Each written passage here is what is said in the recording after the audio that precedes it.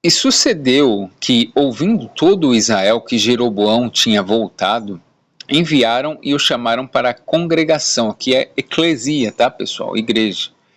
E o fizeram rei sobre todo Israel. E ninguém seguiu a casa de Davi, senão somente a tribo de Judá.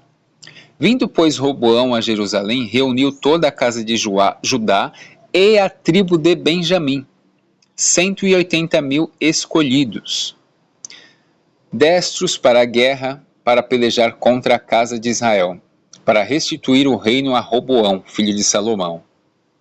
Porém veio a palavra de Deus a Semaías, homem de Deus, dizendo: Fala a Roboão, filho de Salomão, rei de Judá, e a toda a casa de Judá, e a Benjamim, e ao restante do povo, dizendo: Assim diz o Senhor: Não subireis nem pelejareis contra vossos irmãos, os filhos de Israel.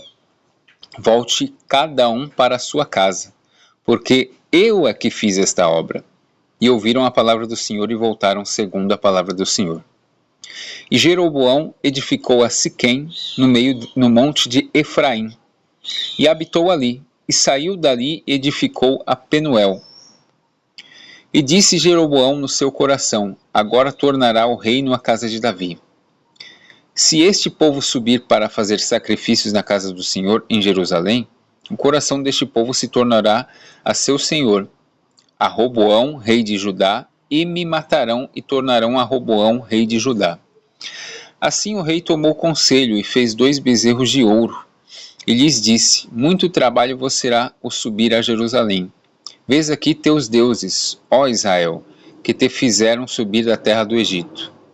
E pôs um em Betel e colocou o outro em Dan. E este feito se tornou em pecado, pois que o povo ia até Dan para adorar o bezerro. Também fez a casa nos altos e constituiu sacerdotes dos mais baixos do povo, que não eram dos filhos de Levi. E fez Jeroboão uma festa no 8º mês, no dia 15º do mês, como a festa que se fazia em Judá, e sacrificou no altar semelhantemente fez em Betel. Sacrificando aos bezerros que fizera também em Betel, estabeleceu os sacerdotes dos altos que fizera. E sacrificou no altar que fizera em Betel no dia 15º do 8º mês, que ele tinha imaginado no seu coração. Assim fez a festa aos filhos de Israel, e sacrificou no altar queimando incenso. Bom, pessoal, aqui a gente viu a divisão.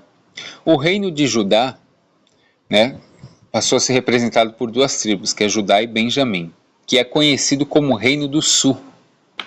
A capital desse reino, pessoal, é Jerusalém. E temos o Reino do Norte, que tem as 10 tribos: Efraim, Dan, Ruben, Simeão, Naftali, Gade, Aser, Isacar, Zebulon, José.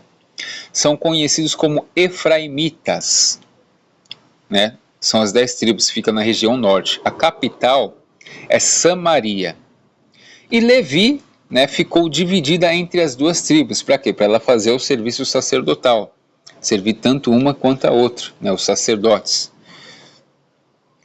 A partir dessa divisão, os termos Israel, filhos de Israel ou israelitas, o leitor deverá se ater ao contexto, pois às vezes pode se referir apenas ao reino do norte e às vezes ao Israel como um todo. Vou dar exemplos aqui, Isaías 44, verso 1 diz assim: Agora, pois, ouve, ó Jacó, servo meu, e tu, ó Israel, a quem escolhi. Aqui o escritor está falando de Israel como um todo. Já em Oséias 11, já não, Aqui ele já vai falar do norte. Prestem atenção, Oséias 11, 5 diz assim: Não voltará para a terra do Egito, mas a Assíria será seu rei, porque recusam converter-se. Oséias é um profeta do século 8, antes do cativeiro assírio, que aconteceu em 722. E cairá a espada sobre as suas cidades, e consumirá os seus ramos, e os devorará, por causa dos seus próprios conselhos, porque o meu povo é inclinado a desviar-se de mim, ainda que chamam ao Altíssimo, nenhum deles o exalta. Como te deixaria, ó Efraim? Aqui está falando do reino do norte, Como te entregaria, ó Israel? Como te faria como Adma? Te poria como Zeboim? Está comovido em mim o meu coração, as minhas compaixões a uma se acendem. Não executarei o furor da minha ira, não voltarei para destruir a Efraim, porque eu sou Deus e não homem, o santo no meio de ti. Eu não entrarei na cidade. Aqui Oséias é o profeta do século 8, antes da Era Comum, antes de Cristo. Aqui é um oráculo que ele está falando especificamente do Reino do Norte, ou seja, o leitor tem que prestar atenção agora, porque Israel pode ser referente a Israel como um todo, ou aqui como Oséias, que está falando especificamente das 10 tribos, né, da capital de Efraim.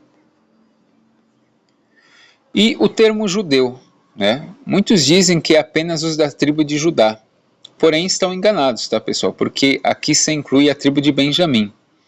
E depois do retorno do exílio babilônico, o termo judeu passou a ser aplicado a todas as tribos, tá? A israelita passou a ser chamado de judeu, independente de que tribo fosse, tá?